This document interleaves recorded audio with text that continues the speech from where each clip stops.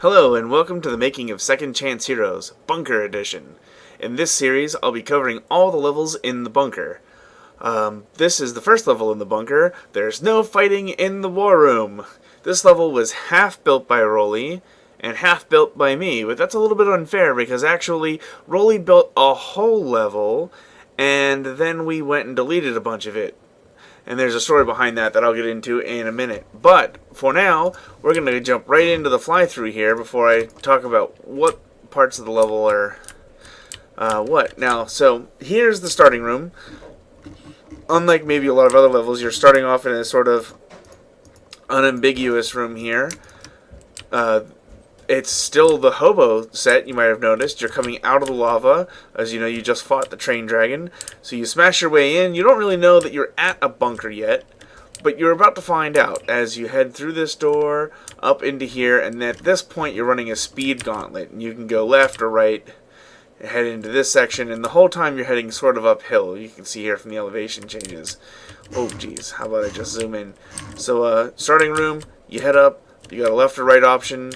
You get through this door, you get through this door, and you're finally here in the scanner encounter. So we built like a giant scanner, and it like laser scans you to let you in.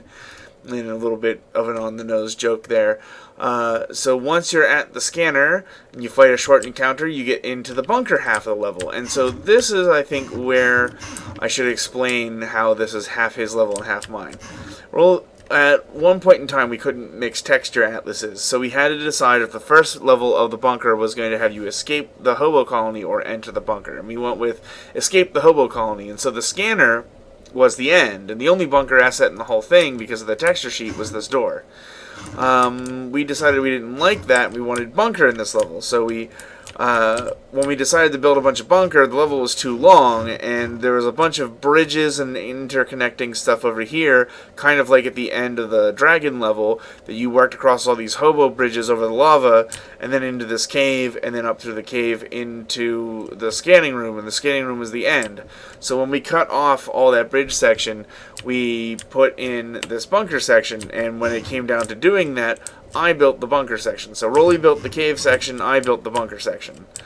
Alright, so the bunker section is somewhat of a parade ground, although it's been retrofitted as the first line of defense against presumably the zombies, although what's interesting about our bunker is it's the 1960s bunker, so maybe the zombies have been here all along.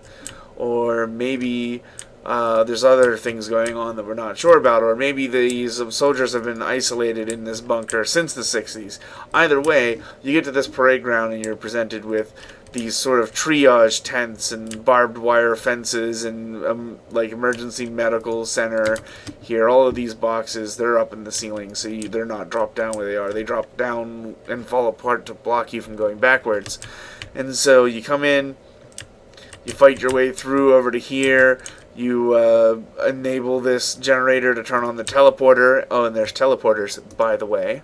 You teleport across over here into this room where you find a bit of an Easter egg here. You got this guy and this lasery thing, and there's some other fun stuff to it, but you'll have to play the level to see. But I'm pretty sure you can draw the conclusion of what that is from. You come out here, out of this boardroom, which has, of course, the one-way glass over there, but you come out of the boardroom, back out into the parade ground, and up to the final door, where you fight a new boss, the corpse pile. He's a zombie with another zombie on his back and another zombie in his hand.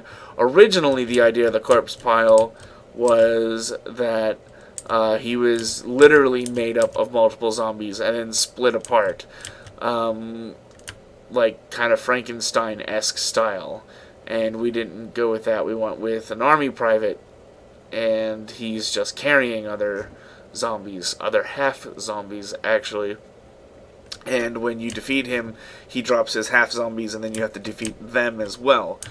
One of the interesting things is that we originally had planned to come into here where you would fight your way through. You would hit a button over here that would open the triage tent. You'd come through the triage tent to the end, and this entire office area was a side Easter egg thing. But at some point we decided that we liked the Easter egg more, and so we wanted players to go buy the Easter egg. And we also wanted to introduce them to the teleporter and actually require them to use at some point the teleporter, and that was another driving force behind changing the layout of this. And so there you have it. I always do this at the end of the videos. I'm trying to think about what else I want to say about the level, and then I'm like, well, yes, you see, well, then the end is, and so if you are familiar with that, if you've been tolerating me up to this point, that is why that happens. And it's also probably not important for me to have explained, but here we are. Alright, well, I think that just about wraps things up for this level. There's really not a whole lot more for me to bring up. Covered everything, I think, pretty good at this point. So I'm going to wrap this video up, and I will see you in the Fighting in the War Room Part 2.